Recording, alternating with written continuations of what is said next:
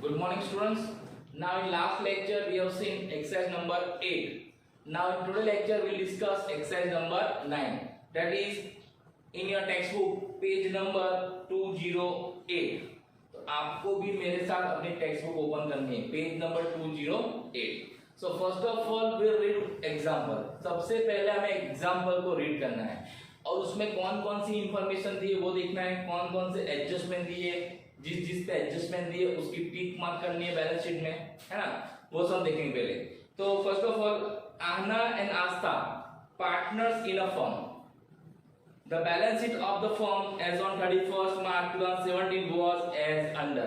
ये दो पार्टनर है, आहना एंड आस्था, है ना, Aastha and Aahana, two partners. Here their profit and loss ratio is not given. See, so whenever old partners profit and loss ratio is not given, we have to understood it is what equal. They are sharing their profit and loss equally. Means 1:1. Now balance sheet is given. Now in this balance sheet, what we have to see first? So first of all, we have to see is there any reserve on capital side. कोई reserve दी हमको. और balance sheet में assets क्या देखना है, goodwill, advertisement campaign expenditure, research and development expenditure, right of expenditure, ये सारे accounts हमको दिए. पहले सबसे हमें ये देखना है. क्लियर? तो first of all we see capital side. So see what is given, workman compensation fund. So it is distributed between the partners. Then investment fluctuation fund, it is also distributed between the partners. तो सबसे पहले हमें ये देखना है, हमारा पहला step क्या होगा कि ओल्ड बैलेंस शीट में कोई रिजर्व दी है जो पार्टनर्स के अंदर डिस्ट्रीब्यूट की जाएगी. क्लियर? ये दिखना है हमें, यानी कि distribution of reserve and accumulated profit and loss, उसकी इफेक्ट हमें पहले देनी है. तो यहाँ पे दो रिजर्व को दी है, workman compensation and investment fluctuation. Fund हो या रिजर्व हो, बोथ आर सेम. फंड हो तो भी करना है, रिजर्व तो भी करना है. फिर क्या दिया है, provident fund. So provident fund नहीं होगा, क्यों? Provident fund is what, liabilities. ये लायबिलिटीज है तो इसको नई बैलेंस में दिखाना है as it is. Then bad debt reserve. अगर बैड डेट रिजर्व भी हम डिस्ट्रीब्यूट करते नहीं है, bad debt reserve is not distributed with the old partners, उसको हम रिजर्व करते नहीं है. Then creditors and bills payable, these are also what, liabilities, so it is not distributed. So from liability sides only two reserve will be distributed, that is workman compensation and investment fluctuation fund. Now asset side. Now asset side, what are given? Goodwill. Yes, remember whenever goodwill is given in old balance sheet, it is distributed between old partners in their old ratio. After goodwill, land and building is not distributed. Machinery not, investment not, debtors not, stock not, cash not. But after that, advertisement campaign expenditure and profit and loss account, these two will be distributed between the old partners in their old ratio. Now profit and loss account is given on asset side. It means what? It is loss. It is a loss. And if profit and loss account is given liability side, then it means what? It is a profit. Clear? So from this balance sheet we have to distribute five things. Which are they? Compensation fund, investment fluctuation fund, goodwill, advertisement campaign expenditure and profit and loss account. तो इन पांचों पे tick mark कर देना है. Clear? तो इनको हमें distribute करना है. अब इसको हम जब डिस्ट्रीब्यूट करेंगे पार्टनर्स के अंदर तो उसकी एंट्रीज क्या होगी, तो हमने एंट्रीज देख ली थी, है ना. एग्जाम्पल नंबर 8 में हमने एंट्रीज देखी थी, इसकी कैसे जनरल एंट्रीज पास करनी है, वो हम बाद में देखेंगे. उसके बाद देखते हैं एडजस्टमेंट जो हमको दिए है on page number 209. On page number 209. So what is your first adjustment? So it is what? The admitted Sonu as a new partner as on 1st April 2017. So which new partner? Sonu. Sonu is a new partner. Now first adjustment, Sonu will bring rupees 80,000 as a capital and rupees 7,200 as her share of goodwill in cash. Then Sonu capital में कितना पैसा लेके आएगी, 80,000, और उसका premium for goodwill cash में कितना लाएगी, 7,200. Then second adjustment, new profit loss sharing ratio will be 4:3:3, यानी उनका रेशियो कितना है, नया ratio 4:3:3. This is for information. Then goodwill is to be valued at rupees 40,000. अब नया पार्टनर जब फर्म में एंटर होता है उस टाइम पे गुडविल की वैल्यू कितनी हुई, 40,000. तो मैंने आपको एक चीज समझाई थी अकाउंटिंग ट्रीटमेंट ऑफ गुडविल के समय पे. अगर आपको एग्जांपल में नया पार्टनर्स कितना कैश लेके आता है as a premium for goodwill और न्यू बैलेंस ऑफ गुडविल भी दी हो, तो उस समय क्या करना है, क्रॉस वेरीफाई करना है. कैसा क्रॉस वेरीफाई कि जो नया पार्टनर्स प्रीमियम फॉर गुडविल लेके आया है वो उतना ही लेके आया है जितना उसको लाना था। तो कैसे फाइंड करेंगे, तो जो नया वैल्यू गुडविल है, new value goodwill multiply with his share, उसके शेयर से मल्टीप्लाई करना है। सो 40,000 वैल्यू गुडविल है और उसका शेयर कितना है, हमको दिया है सेकंड नंबर के एडजस्टमेंट में, क्या है शेयर उसका 3/10 बराबर। सो 40,000 इंटू 3/10, तो 40,000 इंटू 3/10 करेंगे कितना आंसर आएगा 12,000, कितना आएगा 12,000। इसका मतलब क्या है, सोनू को प्रीमियम फॉर गुडविल में कितना लाना था 12,000, लेकिन वो कितना लेके आती है 7,200। इसका मतलब क्या 4,800 रुपीज वो कैश में लाती नहीं है। तो यहाँ पे कौन सी ट्रीटमेंट हुई अकाउंट ऑफ गुडविल की, when partners does not bring his premium for goodwill in cash, और when partners brought his premium for goodwill partly in cash. Partly means थोड़ा कैश लेके आती है, थोड़ा कैश लेके नहीं आती, उसकी ट्रीटमेंट देनी है। और उसके लिए कौन सी जनरल पास करनी है, कैसे करनी है, हम बाद में देखेंगे, जब ये एडजस्टमेंट देखेंगे तब, लेकिन आपको समझ में आना चाहिए। Then the claim of workman compensation is accepted at ₹3200। मैंने आपको ये भी समझाया था कि जब भी हमें ओल्ड बैलेंस शीट में वर्कमैन कंपेंसेशन फंड दिया हो या वर्कमैन कंपेंसेशन रिजर्व दिए हो, same time we have to see is there any adjustment on this, like claim, किसी के एम्प्लॉय ने क्लेम किया है कि नहीं किया वो देख लेना है। तो इधर क्या दिया है, एक वर्कर ने हम पे क्लेम किया है और उस क्लेम को हमने एक्सेप्ट भी कर लिया है। तो whenever this kind of claim is given, this claim amount will be deducted from the amount of fund, which fund, compensation fund, और उसके बाद जो कुछ भी बचेगा वो पार्टनर्स के अंदर डिस्ट्रीब्यूट होगा। क्लियर, तो आपको ये भी याद रखना है। Then Asha Aahna will take over investment at ₹19,200। जो आहना एक पार्टनर से जो इन्वेस्टमेंट है हमारी ओल्ड बैलेंस शीट में वो 19,200 की प्राइस से ले जाएगी। जब पार्टनर्स कोई असेट्स बिजनेस में से टेक ओवर करता है तो उसकी एंट्री क्या होती है, पार्टनर्स कैपिटल अकाउंट डेबिट होता है, और जो कुछ भी पार्टनर्स लेके जाता है वो अकाउंट क्या होगा, क्रेडिट। तो यहाँ पे इसकी एंट्री क्या होगी, Aahna capital account debit to investment account. लेकिन इन्वेस्टमेंट की वैल्यू कितनी है, आपकी ओल्ड बैलेंस में देखो 20,000, आपको इन्वेस्टमेंट 20,000 दी है, लेकिन आहना किस प्राइस से लेके जाती है 19,200। इसका मतलब क्या हुआ, हमें 800 लॉस हो रहा है, इन्वेस्टमेंट पे हमें 800 लॉस हो रहा है। तो मैंने आपको ये भी समझाया कि whenever investment fluctuation reserve is given or investment fluctuation fund is given and is there any loss on investment, then that loss will be deducted from this fund, which fund, investment fluctuation fund, और उसके बाद अगर कोई amount बचता है तो वो partners के अंदर डिस्ट्रीब्यूट होगा। क्लियर, तो आपको कितना दिया है फंड 1600 दिया है और लॉस कितना हो रहा है 800। तो इसका मतलब क्या हुआ है 1600 माइनस 800, तो कितना लॉस पैसा बचेगा 800। तो इन्वेस्टमेंट फ्लक्चुएशन फंड में 800 पार्टनर्स के अंदर डिस्ट्रीब्यूट होगा। क्यों, कि 1600 हमारे पास फंड है लेकिन 800 क्या हो रहा है, लॉस हो रहा है ऑन इन्वेस्टमेंट। क्लियर, देन उसके बाद कौन सा एडजस्टमेंट है, accrued interest on investment ₹24 it is not recorded. हमारे इन्वेस्टमेंट पे हमारा इंटरेस्ट एक्रूड हो गया, मींस हमारा इनकम हो चुकी है लेकिन हमको मिला नहीं है। तो अभी आपको याद रखना है, at the time of admission or retirement of partner, if our income is due but we have not received, तो क्या करना है, it is our profit, और इसको कहाँ लिखना है, रिवैल्यूएशन अकाउंट में क्रेडिट साइड। कहाँ लिखना है, रिवैल्यूएशन अकाउंट में क्रेडिट साइड। तो सबसे पहले हम बनाएंगे रिवैल्यूएशन अकाउंट। क्लियर, तो यहाँ पे लिखा है देखो, आउटस्टैंडिंग इंटरेस्ट ऑन इन्वेस्टमेंट। अभी हमारी इनकम है, हमें कोई हमारी इनकम मिलनी बाकी होती है तो हमें क्या होता है प्रॉफिट। तो क्या करना है, रिवैल्यूएशन अकाउंट क्रेडिट करना है, और उसकी तीसरी इफेक्ट कहां पे आएगी, बैलेंस शीट में, न्यू बैलेंस शीट में असेट्स है क्योंकि हम पैसा मांगते हैं। कितना इंटरेस्ट है, तो 2400, जितना एडजस्टमेंट दिया उतना लिखना था 2400।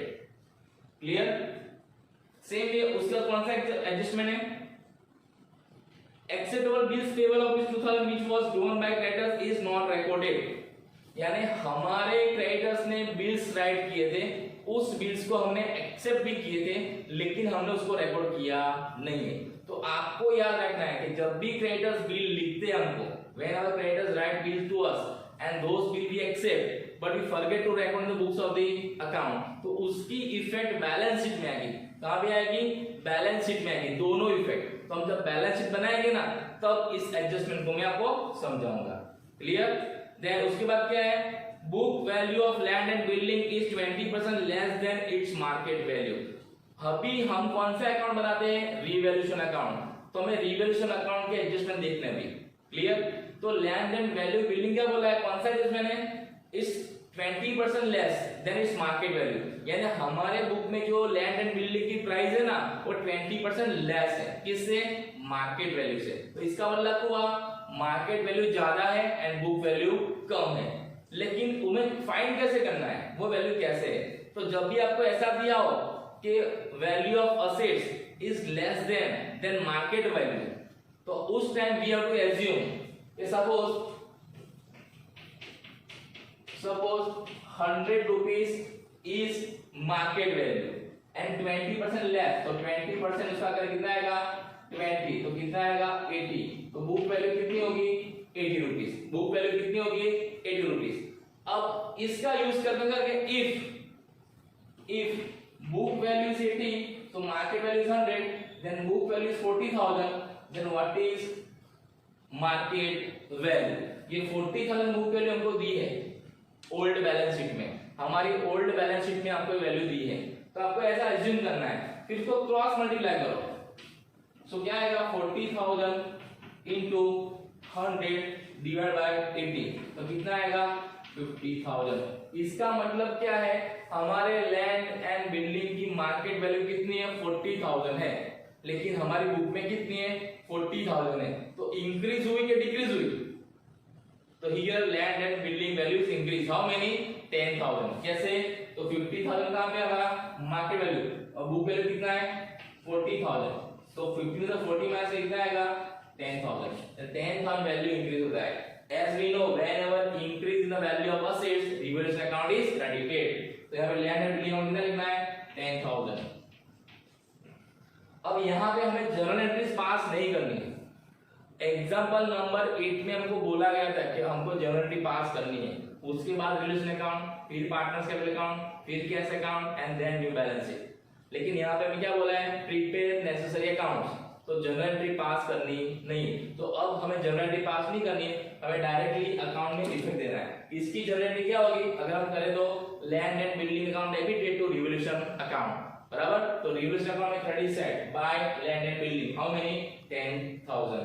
तो आपको भी अब समझना है, डायरेक्ट पोस्टिंग करनी है, अगर आपको समझ में ना आए तो आप जर्नल एंट्री पास कर सकते हो आप में, क्लियर, लेकिन उसके मार्क्स आपको मिलेंगे नहीं, क्योंकि आपको बोला गया नहीं, क्लियर ना। उसके बाद last adjustment, out of insurance premium paid rupees 4,800 is for next year. So whenever we pay any expense in advance, जब हम कोई एक्सपेंस एडवांस में पे करते हैं, अगर ऐसा बोला हो at the time of admission of partner और retirement of partner, तो वो क्या होता है, हमारा इनकम होता है, क्योंकि वो हमारा नेक्स्ट ईयर का एक्सपेंस है, इस साल का एक्सपेंस नहीं है।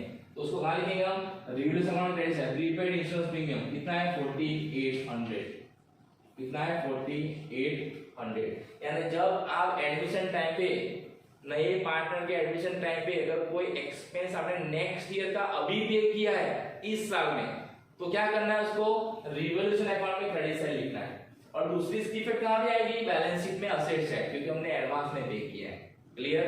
तो जब हम कोई एक्सपेंस एडवांस पे करते हैं तो एक इफेक्ट कहां देना है, रिवोल्यूशन अकाउंट में क्रेडिट साइड, क्योंकि हमारा इस साल का एक्सपेंस नहीं है, तो हमारा क्या हुआ, इस साल का प्रॉफिट हुआ, बराबर ना। और दूसरी इफेक्ट कहां देनी है, बैलेंस शीट में असेट साइड, क्योंकि हमारा क्या है असेट्स, क्योंकि हमने एडवांस में एक्सपेंस पे किया है, क्लियर। तो इस तरह से सबसे पहले हमें रिवोल्यूशन अकाउंट के एडजस्टमेंट देख लेने हैं कि कौन कौन से एडजस्टमेंट रिवोल्यूशन अकाउंट को इफेक्ट करेंगे। तो आपको मैंने पहले समझाया था, revaluation of assets and revaluation of liabilities. अगर असेट्स और लायबिलिटीज में इंक्रीज डिक्रीज होता है, ऐसा कोई एडजस्टमेंट है, तो उसकी इफेक्ट यहाँ देनी है, या कोई एक्सपेंस देना बाकी है, या कोई एक्सपेंस आपने एडवांस में दे दिया है, आपको कोई इनकम मिलनी बाकी है, या आपको कोई इनकम एडवांस में ले ली, ऐसे कोई एडजस्टमेंट हो तो उसकी इफेक्ट हमें कहाँ देनी है, रिवैल्यूएशन अकाउंट में देनी है, क्लियर।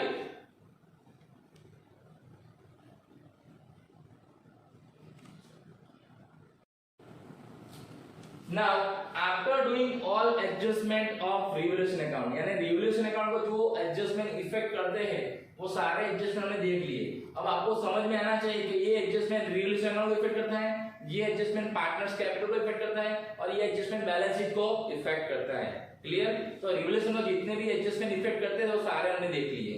तो क्या करना है, we have to find out profit और loss from this revaluation account. तो आपको देखना है यहाँ सिर्फ क्रेडिट साइड में एंट्रीज है, डेबिट साइड में कोई एंट्रीज नहीं है, डेबिट साइड में कोई एंट्रीज नहीं है। तो डेबिट साइड में एंट्रीज कब आती है रिवर्स अकाउंट में? जब असेट्स की वैल्यू क्या होती है? डिक्रीज होती है, जब हमारी कोई लायबिलिटीज इंक्रीज होती है या हमें कोई एक्सपेंस देना बाकी निकलता है, वो सारा दिया होता है, तभी रिवर्स अकाउंट में डेबिट से एंट्री आती है। यहाँ पे ऐसा कोई एडजस्टमेंट नहीं है। तो क्या करना है? दोनों साइड का टोटल करना है। तो इधर कितना आएगा? 17,200, दोनों साइड लिख देना है 17,200। अब यहाँ पे कोई एंट्री नहीं है तो डिफरेंस कितना आएगा? 17,200। ये क्या आया? प्रॉफिट, रिवैल्यूएशन अकाउंट का profit. When credit side total is more than debit side and difference arise debit side, that difference is what? Profit of revaluation account, and that is distributed between old partners in their old ratio. So यहाँ पे क्या लिखना है? To partners capital account, आस्था है नाहना। अब इन दोनों का ratio क्या है? ओल्ड रेशियो आपको दिया नहीं है। It means what? It is equal. अगर हम इक्वल डिस्ट्रीब्यूट करें दोनों कितना कितना मिलेगा? 8,600 एंड 8,600। क्लियर? और इसकी एंट्री दूसरी कहां पे देनी है? जो रिवैल्यूएशन का प्रॉफिट होता है, अगर हम उसको पार्टनर्स के अंदर डिस्ट्रीब्यूट करते हैं तो उसकी जनरल एंट्री क्या आती है? ये आपको पता होना चाहिए। So revaluation account debited to old partners capital account, ये जनरल एंट्री आती है। क्लियर? तो इसकी दूसरी बात क्या होगी? पार्टनर्स कैपिटल में क्रेडिट साइड। क्लियर? तो इस तरह से we have to prepare what? Revaluation account. ऐसे पहले में रिवैल्यूएशन अकाउंट बनाना है और आपको ये नोट्स भी लिखनी है अपने नोट्स में, ये आंसर कैसे आता है और ये वैल्यू कैसे फाइंड करनी है। ऐसे जब आपको एडजस्ट ने ऐसा बोला हो कि book value is less than market value, तो आपको इस तरह से करना है। अगर आपको डायरेक्टली बोल दिया होगा कि land and building 20% increase, land and building value is 20% increase, तो डायरेक्ट काउंट करना था। Land and building value is 20% decrease, तो डायरेक्टली काउंट करना था। तो ये सब करना नहीं था। लेकिन आपको ऐसा बोला हो कि book value of land and building 20% less than its market value, तब जाकर हमें प्रोसेस करनी है। Clear? So we have prepared what? First revaluation account. Now we prepare what? Partners capital accounts. Now after revaluation account we have to prepare partners capital account. But before preparing partners capital account we have to see certain adjustment of goodwill. यानी जो नया partner Sonu जो partnership form में premium for goodwill लेके आता है, कितना लेके आता है? 7,200 और उसका लाना कितना था? 12,000। हमने कैसे फाइंड किया? तो मैंने आपको समझाया था। तो पहले आपको ऐसे लिख देना है, Sonu's capital is how many? 80,000 and premium for goodwill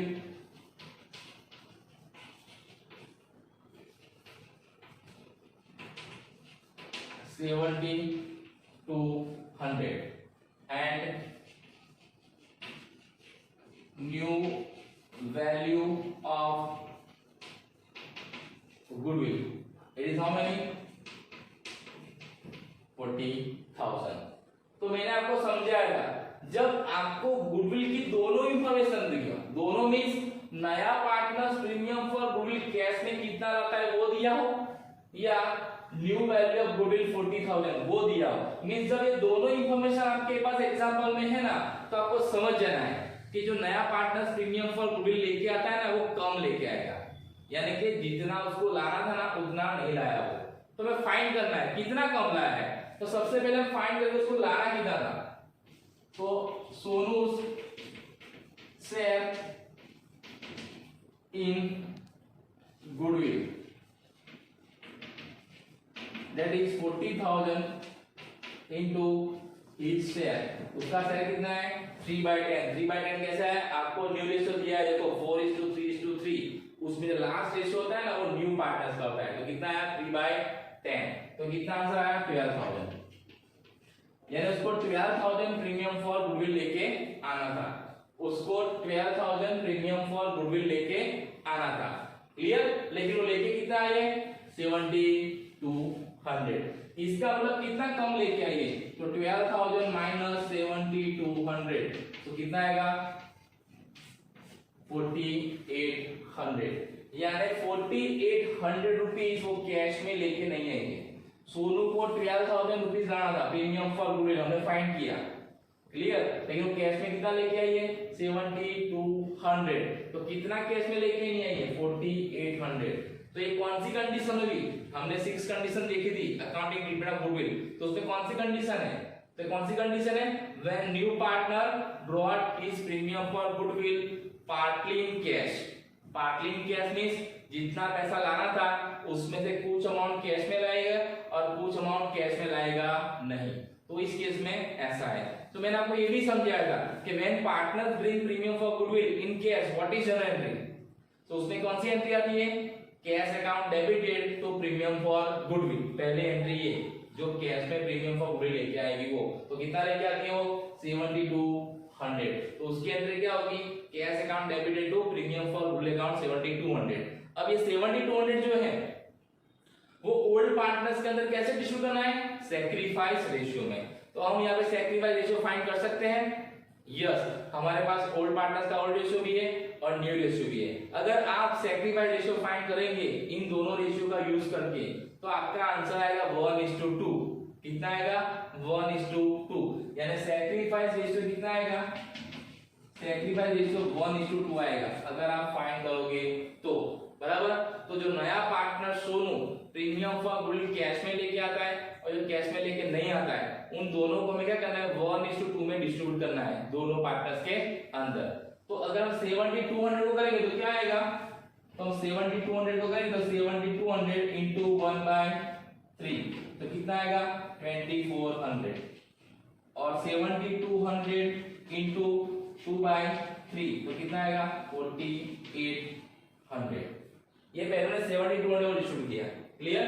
अब 4800 को डिवाइड करेंगे तो 4800 को करेंगे तो क्या आएगा 1/3 तो कितना आएगा, यहाँ 4800 into 2/3 तो here it is 1600 and here it is 3200। तो इस तरह से आपको दोनों को अलग अलग डिवाइड करना है।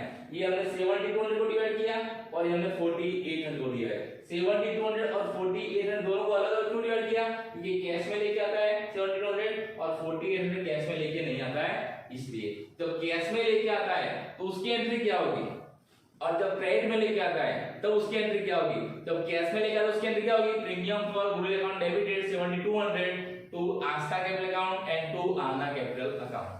और जब कैश में लेके नहीं आता उसकी क्या आती है, Sonu capital account debited 4800 to Aastha capital account 1600 and to आना कैपिटल अकाउंट 3200। तो इस तरह से हमें जर्नल एंट्री पास करनी है और एक गुडविल का कैलकुलेशन भी दिखाना है। इसके मार्क्स नहीं है लेकिन आपको एंट्री करने के लिए कैलकुलेशन करना पड़ेगा। तो हमने क्या किया, कैलकुलेशन ऑफ गुडविल, यानी नए पार्टनर्स कितना लेके आता है गुडविल कैश में, उसको लाना कितना था, वो नहीं लाया कितना, वो सब फाइंड किया। फिर ये दोनों को हमने क्या किया, ओल्ड पार्टनर्स के अंदर डिस्ट्रीब्यूट किया, कौन से रेशियो में, सैक्रिफाइस रेशियो में। ये सैक्रिफाइस रेशियो में फाइंड किया है, आपको फाइंड करना है, क्लियर। आपके पास ओल्ड रेशियो भी है न्यू रेशियो भी है, तो कितना आएगा 1:2। तो ये 7200 एंड 4800 उसको हमने 1:2 में डिवाइड किया है, क्लियर। ये कैलकुलेशन हमको लिखना है, क्लियर।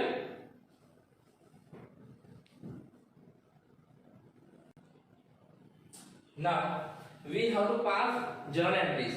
हमको एग्जांपल में बोला नहीं है जर्नल एंट्री पास करने के लिए, लेकिन आपको समझ में आया इसलिए हमने जर्नल एंट्री पास की है, क्लियर। तो फर्स्ट एंट्री किसके लिए, जब नया पार्टनर्स कैश लेके आता है, कौन सी कैश, कैपिटल, उसकी एंट्री क्या होती है, cash account debited to Sonu capital account, कितना अमाउंट, सो 80,000। उस वो जितना कैपिटल लेके आता है वो 80,000 एंड 80,000। फिर ये दूसरी एंट्री कौन सी है, जो प्रीमियम फॉर गुडविल कैश में लेके आता है। So when new partners bring premium for goodwill in cash, what is journal entry? Cash account debited to premium for goodwill account। कितना लेके आता है कैश में 7200, 7200, क्लियर। अब ये एंट्री कौन सी है, जब नया पार्टनर्स प्रीमियम फॉर गुडविल जो कैश में लेके आता है ना, उसका डिस्ट्रीब्यूशन हम जब करते हैं ओल्ड पार्टनर्स कैपिटल के अंदर उनके सैक्रिफाइस रेशियो के अंदर, तो हमें ये एंट्री पास करनी है, premium for goodwill account debited to Aastha capital and to आना कैपिटल। कितना प्रीमियम 7200, जितना कैश में लेके आता है वही लिखना है यहाँ पे, और इसके अंदर डिस्ट्रीब्यूट करेंगे 1:2 में, तो कितना आंसर आएगा, इट इज 7200 को आपको 1:3 में डिवाइड करना है, जो हमने किया था। कितना आया था 2400 एंड 4800, क्लियर। और उसके बाद ये कौन सी एंट्री है, जब नया partners premium for goodwill cash में नहीं लाता है उस टाइम पे हमें उसका पार्टनर्स कैपिटल में करना है, डेबिट करना है। किसना? नए पार्टनर्स का। तो सोनू कैपिटल अकाउंट डेबिटेड, कितना कैश लेके गया था वो 4800। क्लियर? और इस 4800 को क्या करना है, इन दोनों के अंदर डिस्ट्रीब्यूट करना है 1:2 में। तो कितना कितना आएगा 1600 एंड 3200। तो इस तरह से हमें इतनी एंट्री पास करनी है अकाउंटिंग ट्रीटमेंट ऑफ गुडविल के लिए, जो हमने एक्सरसाइज नंबर 4 में देख लिए। लेकिन आपको फाइनल एग्जाम में या एग्जाम के अंदर ये एंट्रीज पास करनी नहीं है, ये सब आपको रफ वर्क करना है या अपने दिमाग में काउंट करना है और उसकी डायरेक्ट लेजर पोस्टिंग देनी है। कैसे? तो जहां जहां पे कैश अकाउंट डेबिट है उसमें लिखना है कैश अकाउंट में debit side. Premium for goodwill account हम बनाते नहीं तो उसकी कोई एंट्री करनी नहीं है। फिर जहां जहां पार्टनर्स कैपिटल डेबिट हुआ है वहां डेबिट साइड लिखना है, और जहां जहां पार्टनर्स कैपिटल क्रेडिट हुआ है उसमें क्या लिखना है, पार्टनर्स कैपिटल में क्रेडिट साइड। और पर्टिकुलर में क्या लिखोगे आप, premium for goodwill and Sonu capital account.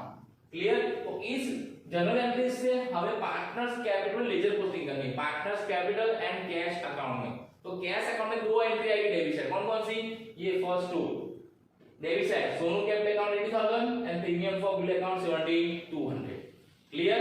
ये दो कैश अकाउंट लिखना है और बाकी सब partners capital. Premium for goodwill account हम प्रिपेयर करते नहीं है, हमको बोला नहीं है, इसलिए उसकी लेजर पोस्टिंग करनी नहीं है, उसका अकाउंट हमें बनाना नहीं है।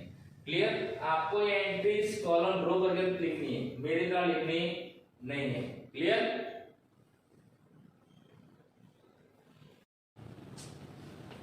Now we prepare partners capital account. Now how to prepare partners capital account? So first of all we have to draw partners capital account. Now debit side and credit side, and as per partners, as per number of partners we have to draw this column. If there are 3 partners we have to draw 3 columns. Clear? So Astha, Ahna, Sonu, both sides Astha, Ahna and Sonu. Now in capital account very first entry we have to give by balance brought down. आपको याद रखना है सबसे पहले कौन सी entry देनी है आपको, बाय बैलेंस ब्रॉट डाउन और ब्रॉट फॉरवर्ड। ये आपको कहां पे दिया होगा, ओल्ड बैलेंस शीट में। तो आपके पास ओल्ड बैलेंस शीट है तो उसमें आस्था एंड आना का कैपिटल अकाउंट कितना है 76,000 आना का, एंड आस्था का कितना है 48,400। सोनू का कोई ओल्ड बैलेंस नहीं है क्योंकि सोनू कौन है, न्यू पार्टनर। क्लियर? तो बैलेंस ब्रॉट डाउन किसके करने हैं आपको, ओल्ड पार्टनर्स के। कहां से करने हैं आपको, ओल्ड बैलेंस शीट में आपको दिया होगा, आपको ये एंट्री देनी सबसे पहले। क्लियर? नाउ इसके बाद हमने जो जनरल एंट्रीज पास की यानी हमने जो जनरल एंट्रीज लर्न की उसके ऊपर से लेजर पोस्टिंग करना है। क्लियर? तो सबसे पहले जो balance sheet, old balance sheet में जो रिजर्व्स है, गुडविल है, प्रॉफिट एंड लॉस अकाउंट है, उसको डिस्ट्रीब्यूट करना है। क्लियर? तो एक चीज याद रखना, जो भी ओल्ड बैलेंस शीट में लायबिलिटी साइड दिखाया गया ना, अगर वो पार्टनर्स कैपिटल में किस साइड लिखना है, क्रेडिट साइड। किस साइड लिखना है, क्रेडिट साइड, यानी कि यहां पर। तो कौन सा साइड, यहां पे। क्लियर? और जो बैलेंस शीट में असेट साइड दिया है, जो पार्टनर्स के अंदर डिस्ट्रीब्यूट करते हैं, जैसे कि goodwill, advertisement, campaign expenditure, profit and loss account, वो किस साइड लिखना है आपको, डेबिट साइड लिखना है। क्योंकि उसकी जनरल एंट्री क्या होती है, जब ये रिजर्व एंड प्रॉफिट और लॉस हम डिस्ट्रीब्यूट करते हैं, एंट्री क्या होती है, अगर रिजर्व तो क्या करते हैं, reserve accounts are debited and partners capital account are credited, that's why reserves are recorded in partners capital account credit side, and goodwill, profit loss account, advertisement, campaign expenditure, ये सब के लिए एंट्री के बाद हम partners capital account debited to goodwill account to advertisement, campaign expenditure and to profit and loss, तो सारा कहां लिखा जाएगा, पार्टनर्स कैपिटल में डेबिट साइड। क्लियर?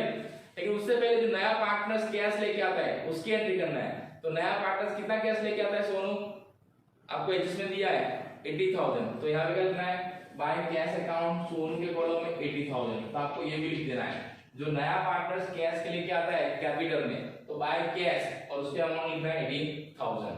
क्लियर? जितना कैश लेके आता है उतना कैपिटल के लिए। उसके बाद पहले हम डिस्ट्रीब्यूट करेंगे क्या, workman compensation fund, workman compensation fund और इन्वेस्टमेंट फ्लक्चुएशन रिजर्व। लेकिन इन्वेस्टमेंट फ्लक्चुएशन रिजर्व कितनी दी हमको, हमें दिया है 1600, लेकिन 1600 डिस्ट्रीब्यूट नहीं करना है। क्यों? मैंने क्या समझाया था आपको, अगर इन्वेस्टमेंट फ्लक्चुएशन फंड और रिजर्व है तो उस टाइम पे अगर इन्वेस्टमेंट में कोई लॉस होता है तो लॉस माइनस करने के बाद जो अमाउंट बचता है वो डिस्ट्रीब्यूट करना है। तो हमें यहाँ पे 800 लॉस होता है इन्वेस्टमेंट में। कैसे? हमारे इन्वेस्टमेंट 20,000 के लेकिन हमारी पार्टनर आना उसको 19,200 में विड्रॉ करती है तो 800 क्या होगा हमें लॉस। तो 1600 से 800 माइनस करना है, उसके बाद जो पैसा बचेगा ना वो हम यहाँ पे डिस्ट्रीब्यूट करेंगे। तो कितना बचेगा 800। अगर 800 को हम डिस्ट्रीब्यूट करते हैं दोनों पार्टनर्स के अंदर इक्वल रेशियो में कितना कितना आएगा 400 एंड 400, क्योंकि उनका रेशियो क्या है 1:1। सोनू को कुछ मिलेगा नहीं। Same way workman company reserve कितना है हमारे पास, ओल्ड बैलेंस में 4800। लेकिन मैंने आपको ये भी समझाया था अगर कोई क्लेम है तो क्लेम की अमाउंट माइनस करने के बाद जो अमाउंट बचेगी ना वो हम पार्टनर्स के अंदर डिस्ट्रीब्यूट करेंगे।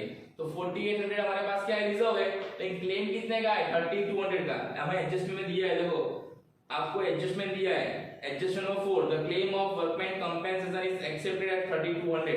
सो 4800 में से 3200 माइनस करने हैं तो कितना आएगा आपका 1600। तो दोनों के पार्ट में कितना कितना आएगा 800 एंड 800, ये दोनों का रेशियो क्या है इक्वल है। क्लियर? उसके बाद जो नया पार्टनर्स प्रीमियम फॉर गुडविल लेके आता है कैश में, तो उसकी भी हमने जनरल एंट्री पास की थी। तो क्या किया था, premium for goodwill account debited to all partners capital account. तो कैपिटल अकाउंट में credit side by premium for goodwill. अब 7200 को हमने डिस्ट्रीब्यूट किया था तो कितना कितना आया था 2400 एंड 4800। हमने जब लेजर जनरल पास की थी ना उसके ऊपर से मैं डायरेक्ट लेजर पोस्टिंग कर रहा हूं। देखो प्रीमियम फॉर गुडविल जो कैश में लेके आता है वो कहां लिखा जाता है पार्टनर कैपिटल में क्रेडिट साइड। कौन से पार्टनर्स में, ओल्ड यानी अमाउंट यहां लिखनी है, जो क्रेडिट होता है ना उसकी अमाउंट यहां पे लिखनी है, और जो अकाउंट डेबिट होता है उसको कहां लिखना है आपको यहां पर्टिकुलर में लिखना है। क्लियर? तो premium for goodwill account debited to all partners capital. अब जो पार्टनर्स कैश में लेके नहीं आता था 4800 उसकी भी एंट्री हमने पास की थी। तो उसकी एंट्री क्या थी, Sonu capital account debited to all partners capital account. यानी यहां पे क्या होगा सोनू कैपिटल अकाउंट डेबिटेड और ऑल पार्टनर्स कैपिटल क्रेडिट, वो कितना होगा 16,000 एंड 3200। क्लियर? 4800 को हमने रजिस्टर किया वो। और ये रिवोल्यूशन अकाउंट का प्रॉफिट, हमने जो रिवोल्यूशन अकाउंट में प्रॉफिट फाइंड किया था ना वो प्रॉफिट भी कहां लिखा जाएगा पार्टनर्स कैपिटल में क्रेडिट साइड। अगर प्रॉफिट है तो, अगर लॉस होता तो कहां लिखते हम डेबिट साइड। कितना प्रॉफिट आता होगा 8600 एंड 8600। क्लियर? तो ये हो गई आपकी credit side. Now debit side. तो डेबिट साइड क्या था, goodwill, advertisement campaign expenditure and profit and loss account, इन तीनों को डिस्ट्रीब्यूट करना है। तो एडवर्टाइजमेंट कैंपेन एक्सपेंडिचर कितना था हमारे पास, तो वो आपके पास था 3200। तो कितना कितना आएगा दोनों के पार्ट में 1600 एंड 1600। गुडविल कितनी थी ओल्ड वैल्यू 8400, तो कितना आएगा 4200 and 4200। Profit and loss account उसमें कितना था 4000, तो दोनों में कितना आएगा 2000 एंड 2000। तो इस तरह से बैलेंस शीट में असेट्स या जो कुछ भी दिया है वो पार्टनर्स कैपिटल डेबिट से लिखना है, जिसका अमाउंट जिस कॉलम में है वहां लिखना है। या दोनों का इक्वल है तो दोनों में इक्वल इक्वल अमाउंट आएगा, जो पैसा ट्रांसफर करते हो अकाउंट यहां लिखना है। क्लियर? अब इन्वेस्टमेंट आहना जो है वो इन्वेस्टमेंट लेके जाती है। तो हमको ये भी पता है कि जब partners withdraw anything from business तो उसका कैपिटल अकाउंट क्या होता है डेबिट होता है। तो आहना ने क्या किया हमें इन्वेस्टमेंट ले गई है तो उसकी एंट्री क्या होगी partners capital account debited to investment account. कौन सा पार्टनर्स आहना, तो Aahna capital account debited to investment account. तो आहना कैपिटल में डेबिट साइड टू इन्वेस्टमेंट लिखा। कितनी वैल्यू से लेगी वो 19200, जितनी वैल्यू से लिया वही वैल्यू लिखनी है आपको 20000 नहीं। तो 19200 आहना के कॉलम में, क्योंकि आहना लेके जाती है, अगर आस्था लेके जाती तो आस्था के कॉलम में। कितनी पैसे ले गई वो 19200। हमको एडजस्टमेंट बोला है, आपको दिया है देखो adjustment number 5, Astha will take और इन्वेस्टमेंट एट रुपीस 1900 टू 19200। तो जब कोई पार्टनर्स विड्रॉ करता है कैश गुड्स और असेट तो उसका अकाउंट क्या होता है डेबिट होता है, क्योंकि उससे इसका कैपिटल क्या होता है रिड्यूस होता है। क्लियर? तो ये हो गया आपकी इन्वेस्टमेंट अकाउंट। नाउ जो सोनू कैपिटल लेके आती थी है ना, जो कैश में लेके नहीं आती थी तो उसकी एंट्री क्या की हमने Sonu capital account debit to Aastha capital account. तो हमने आस्था एंड आहना में क्रेडिट एंट्री दे दी है, लेकिन सोनू के कैपिटल में डेबिट एंट्री देनी बाकी है। तो उसमें क्या होगा आस्था एंड आहना, तो यहां लिखना है 1600 और यहाँ लिखना है 3200। कैसे? तो 60 कौन से अकाउंट में? आस्था के, और आना में कितना है? 3200। हमने इसके लिए पोस्टिंग की है, एंट्री क्या थी? Sonu capital account debited to Aastha capital and to आना कैपिटल। आस्था एंड आना के कैपिटल अकाउंट में क्रेडिट साइड में लिख दिया है, तो यहाँ पे सोनू कैपिटल अकाउंट। अब सोनू के capital account debit side entry करनी है ना, क्योंकि सोनू कैपिटल अकाउंट डेबिटेड, तो सोनू के कैपिटल अकाउंट में debit side to Astha and to Aana 1600 200। जब नया partners premium for goodwill cash में लेके नहीं आता है तो उससे क्या होगा? उसका कैपिटल रिड्यूस होता है ना, इससे उसका कैपिटल क्या होगा भैया? रिड्यूस होगा। अब दोनों साइड सारी एंट्रीज कर लिए, तो हमें क्या करना है? बैलेंस फाइंड करना है, दोनों साइड के बैलेंस फाइंड करने हैं। तो क्या करना है? पार्टनर्स कैपिटल के ऑलवेज क्रेडिट साइड रूल ज्यादा होते हैं। अगर हम टोटल करेंगे तो सोनू का कितना आएगा? 80,000। ठीक कौन है? आना, तो आना का कितना आएगा? 66,200, और आस्था का आएगा 89,600। आपको भी टोटल खुद से करना है, करेक्ट है कि नहीं? ये दोनों टोटल दोनों साइड लिख देंगे, 66,200 और 80,000। फिर क्या करना है? आपको इस टोटल में से ये सारी एंट्री माइनस करनी है। अगर हम 80,000 में से ये माइनस करेंगे 1600 एंड 3200, तो कितना आंसर आएगा? 75,200। इसमें 66,200 में से हम ये 4 एंट्री माइनस करेंगे तो कितना आंसर आएगा आपका? 39,200। और यहाँ पे 89,600 से हम इतनी एंट्री माइनस करेंगे तो कितना आंसर आएगा आपका? 82,000। ये क्या है? बैलेंस सीएल, यानी हमने सभी पार्टनर्स का नया बैलेंस फाइंड किया कैपिटल का। क्लियर? जब पार्टनरशिप फॉर्म में नया पार्टनर्स एंटर होता है तो ओल्ड पार्टनर्स के कैपिटल में चेंज आता है। कैसे? देखो यहाँ पे कितना था ओपनिंग बैलेंस दोनों का? Before admission of Sonu 30 man, but after admission कितना हो गया? 20 man. Means what? Both are changing. इससे किसी का इंक्रीज होता है, किसी का डिक्रीज भी होता है। यहाँ पे आस्था का इंक्रीज हुआ है, लेकिन आना का क्या हुआ है? डिक्रीज हुआ है। और आना का डिक्रीज क्यों हुआ है? क्योंकि वो इन्वेस्टमेंट लेके जाती है, इसलिए। क्लियर? तो इस तरह से पार्टनर्स कैपिटल अकाउंट बनाना है। अब ये जो बैलेंस शीट है ना, वो कहां दिखाना है आपको? नई बैलेंस शीट में, नए पार्टनर्स के capital.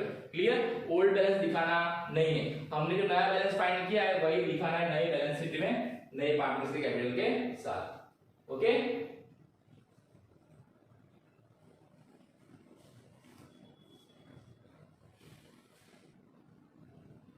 Now, after preparation of partners capital, next account that is cash account. So cash account में सबसे पहले बैलेंस नोट डाउन करना है। आपको ये चीज भूलना नहीं है, सबसे पहले डेबिट साइड में बैलेंस नोट डाउन करना है, क्योंकि कैश अकाउंट का ऑलवेज कैसा बैलेंस होता है? Debit balance, because it is an asset. तो सबसे पहले बैलेंस नोट डाउन। और ये बैलेंस कहां से लाना है आपको? आपकी जो ओल्ड बैलेंस शीट है ना, उस ओल्ड बैलेंस में आपको बैलेंस शीट में असेट्स एंड कैश बैलेंस दिया हुआ है, देखो वो बैलेंस लिखना है। कितना दिया आपको? 16,000। तो सबसे पहले हमें ये एंट्री करनी है, बैलेंस ब्रॉट डाउन।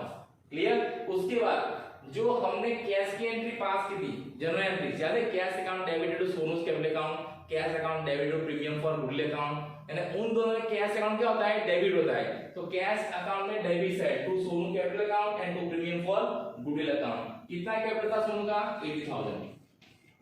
और प्रीमियम फॉर कितना लेके आता है? 7200। जितना कैश में लेके आता है उतना, इतना ही है। और कहीं पे भी कैश अकाउंट डेबिट भी नहीं है और क्रेडिट भी नहीं है। क्लियर? क्रेडिट कब होगा? जब कैश बिजनेस से जाएगा, जब कोई पार्टनर्स कैश विड्रॉ करेगा तब। ऐसा कोई एडजस्टमेंट है नहीं। क्लियर? तो दोनों साइड का टोटल करेंगे हम, तो कितना टोटल आएगा? 1,03,200, 1,03,200। ये दोनों साइड रख देना है। हमको पता है हम कैसे बैलेंस फाइंड करते हैं। जिस साइड का टोटल ज्यादा होता है उसको दोनों साइड कर देते हैं। फिर क्या करते हैं? इस साइड में जो एंट्री हो वो माइनस करते हैं, लेकिन यहाँ पे कोई एंट्रीज है नहीं, तो बैलेंस कितना आएगा आपका? टोटल कितना आएगा? 1,03,200। Now this is your what? New cash balance. अब हमें नई बैलेंस शीट में, हम जो नई बैलेंस शीट बनाएंगे ना, उसमें हमें ये कैश बैलेंस दिखाना है 1,03,200, 16,000 नहीं। तो 16,000 क्या था? सोनू के एडमिशन से पहले बैलेंस था, लेकिन सोनू के एडमिशन के बाद कितना हो गया? 1,03,200। कैसे? सोनू इतना पैसा कैश में लेके आती है, 80,000 कैपिटल के लिए और 1,700 कैश में प्रीमियम के लिए। क्लियर? तो इस तरह से आपको कैश अकाउंट भी बनाना है। तो आपको याद रखना है जो भी नया पार्टनर कैश लेके आएगा कैपिटल में और प्रीमियम फॉर गुडविल में, उसकी एंट्री कहां करनी है आपको, कैश अकाउंट में डेबिट साइड करनी है। ये आप याद रखना है आपको।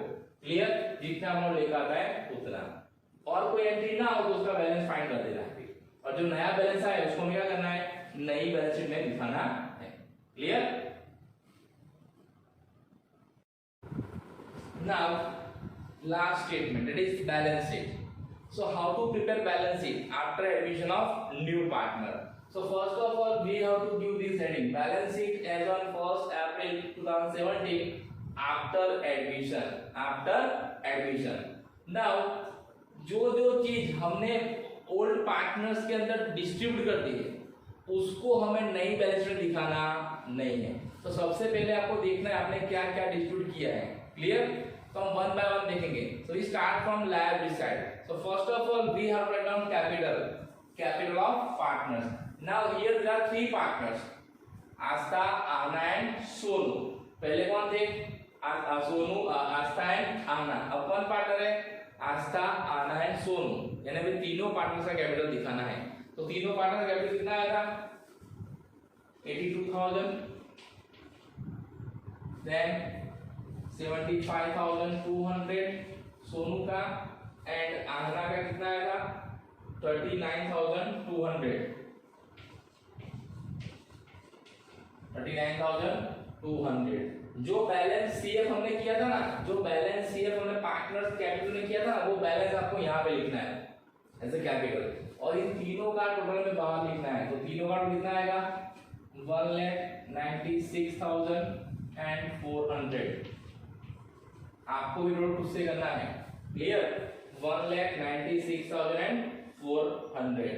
नाउ उसके बाद नेक्स्ट चीज क्या था हमारा ओल्ड बैलेंस शीट में, अब हमें ओल्ड बैलेंस देखनी है। तो वर्कमैन कंपनसेशन फंड, लेकिन ये तो हमने क्या कर दिया था, डिस्ट्रीब्यूट कर दिया था, लेकिन उसका क्लेम था। अगर क्लेम होता है तो आपको ऐसा दिखाना नहीं बैलेंस में, workman compensation reserve claim, workman compensation reserve claim. कितना अमाउंट था क्लेम का, 3200। तो 3200 आपको यहाँ पे दिखाना है। अगर कोई क्लेम है तो क्लियर, उसको नई बैलेंस में दिखाना है। और लायबिलिटीज क्लेम किया था हमने, एक्सेप्ट किया, लेकिन पैसा दिया नहीं है, तो ऐसा लायबिलिटीज दिखाना है।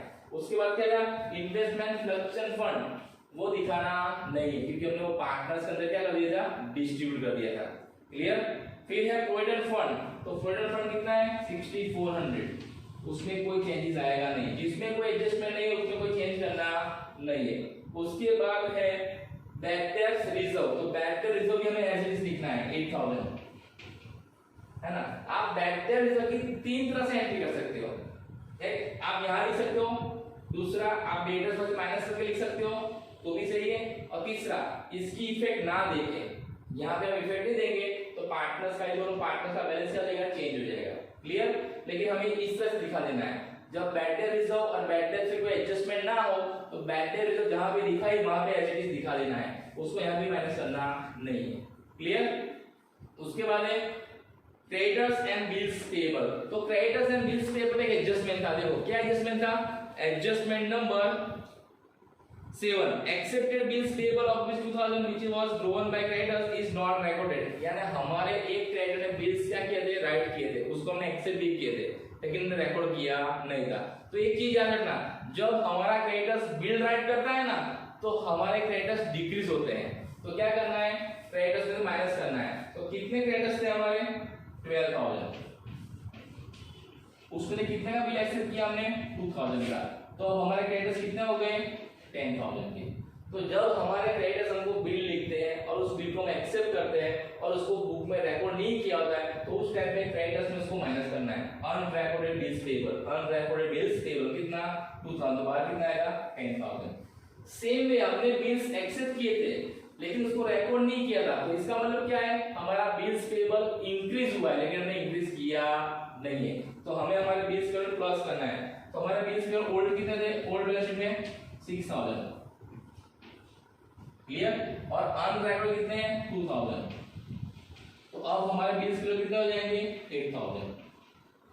यानी इन दोनों की एंट्री बैलेंस शीट में ही एंट्री आई है, वो भी लायबिलिटी साइड। अगर कोई एक अकाउंट में या एक स्टेटमेंट में एक ही साइड एंट्री आती है तो एक जगह प्लस होता है, दूसरी जगह होता है माइनस। तो देखो यहाँ पे माइनस होता है तो यहाँ पे क्या होता है, प्लस। क्लियर, लायबिलिटीज तो एज इट इज रहती है। इससे क्या हुआ, हमारा क्रेडिटर्स डिक्रीज हो गया, लेकिन हमारा बिल्स पेबल क्या हो गया, इंक्रीज हो गया। क्लियर, और कुछ करना नहीं है। तो आपको याद रखना है, जब ऐसा कोई एडजस्टमेंट हो कि हमारे क्रेडिटर्स ने हमको बिल्स राइट किए थे, हमने उसको एक्सेप्ट भी किए थे, लेकिन हमने उसको रिकॉर्ड करना भूल गए थे, तो क्रेडिटर्स में से माइनस करो उसको और बिल्स पेबल में प्लस करना है। क्लियर, देन अब इस साइड कोई एंट्रीज नहीं, सारी एंट्रीज हमने कर दी है। नाउ असेट साइड, सो असेट साइड पहली एंट्री क्या है, गुडविल, तो गुडविल को रिकॉर्ड करना नहीं, क्योंकि हमने क्या कर दिया है, डिस्ट्रीब्यूट कर दिया है। उसके बाद क्या, लैंड एंड बिल्डिंग, तो लैंड एंड बिल्डिंग की वैल्यू कितनी है, 40,000, एक इंक्रीज कितना होता है, 10,000, अब वैल्यू कितनी हो गई, 50,000, है ना। हमने एडजस्टमेंट देखा था कि लैंड एंड बिल्डिंग 10,000 इंक्रीज हुई है, तो कितना हो गया, 50,000। हमें मार्केट वैल्यू दिखानी है, कौन सी वैल्यू दिखानी है, मार्केट वैल्यू, तो मार्केट वैल्यू क्या है, 50,000 हमने काउंट किया था। क्लियर, फिर उसके बाद मशीनरी, मशीनरी में कोई एडजस्टमेंट नहीं है, तो उसको एडजस्ट रखना है, कितना है मशीनरी, 32,000, तो डायरेक्टली आउट ऑफ साइड 32,000, इसमें कोई एडजस्टमेंट नहीं है। डेटर्स स्टॉक में भी कोई एडजस्टमेंट नहीं है, तो डेटर्स एंड स्टॉक भी एज इट इज, कितना डेटर्स है, 25,200, और स्टॉक कितना है हमारा, 14,400, तो 14,400। मैंने यहाँ पे इन्वेस्टमेंट लिखा नहीं है, क्यों नहीं लिखा है, क्योंकि इन्वेस्टमेंट क्या किया है, आना ले गई है ना, यानी कि हमारे बिजनेस में कोई इन्वेस्टमेंट है नहीं, तो यहाँ पे इन्वेस्टमेंट दिखाना नहीं है। अब इन्वेस्टमेंट बेच दे या कोई पार्टनर्स ले जाए, उस केस में हमें इन्वेस्टमेंट दिखाना नहीं है, नई बैलेंस में कोई इन्वेस्टमेंट आएंगे नहीं। उसके बाद क्या आता है, कैश, तो कैश बैलेंस कितना है, हमने जो फाइंड किया था वो कितना फाइंड किया था, 1,03,200। जो नया कैश बैलेंस हमने फाइंड किया था वो बैलेंस आपको यहाँ पे लिखना है, जो हमने कैश अकाउंट बना के फाइंड किया था वो। और उसके बाद प्रीपेड इंश्योरेंस प्रीमियम, जो एडजस्टमेंट में था, मैंने को समझाया था, अगर हमने कोई एडवांस में एक्सपेंस पे किया है तो उसकी दो एंट्री आएगी, एक रेगुलेशन में क्रेडिट साइड, दूसरी बैलेंस शीट में असेट साइड। तो कितना एडवांस में पे किया था आपने, 4,800, so here it is 4,800, it is our assets। और दूसरा क्या है, आउटस्टैंडिंग इंटरेस्ट ऑन इन्वेस्टमेंट, तो आउटस्टैंडिंग इंटरेस्ट ऑन इन्वेस्टमेंट कितना था, हमको दिया है एडजस्टमेंट में, कितना दिया है, 2,400, एडजस्टमेंट नंबर 6, तो यहाँ पे कितना लिखना है, 2,400। क्लियर, तो आपको याद रखना है कि एडजस्टमेंट में अगर कोई हमारा इनकम हो चुका है लेकिन हमको मिला नहीं है, तो उसकी दूसरी फिट कहां देनी है, बैलेंस शीट में असेट साइड, और पहली फिट कहां देनी है, रिलेशन में क्रेडिट साइड। क्लियर, क्योंकि हमारा क्या है, असेट्स है। तो आपको ये देख लेना है, अगर सेम ये में मान लो कोई एक्सपेंस देना बाकी होता तो एक एंट्री कहां पे होती, रिलेशन में डेबिट साइड, और दूसरी कहां होती, बैलेंस शीट में लायबिलिटी साइड। अगर हमने कोई इनकम एडवांस में ले ली होती तो रिलेशन में डेबिट साइड और बैलेंस शीट में लायबिलिटी साइड। क्लियर, तो आपको एडजस्टमेंट याद रखना है। अब सारी एंट्रीज होने के बाद क्या करना है, हमें दोनों साइड का टोटल करना है, we have to do total of both side, और टोटल ऑफ बोथ साइड करोगे तो क्या होना चाहिए, दोनों इक्वल होने चाहिए। कितना होना चाहिए, दोनों का टोटल इक्वल होना चाहिए।